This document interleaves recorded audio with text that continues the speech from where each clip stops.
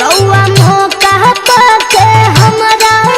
के धोके खोजली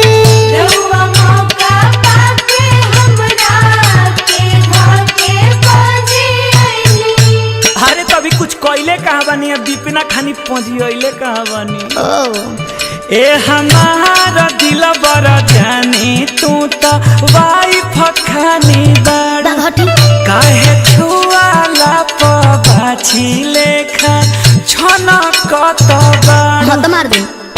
ओहो एकदम खत्म बाड़े सब। खबरदार हमरा देवर के कुछ कहलू तो हट सट जनी ढेर गरही बोके मेहर के फरज निभाइबू का अच्छा। रात भर संगे सुतइबू का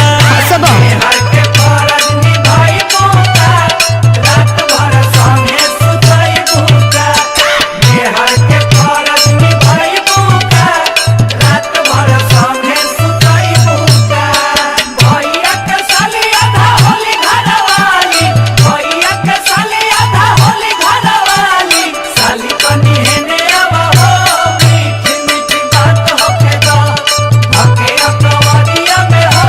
प्यार शुरुआत होके दो मेहर के फरज निभाइबू का रात भर संगे सुतइबू का मेहर के फरज निभाइबू का रात भर संगे सुतइबू का ई कौन रहनु छोड़ो हमरा के छोड़ो छोड़ो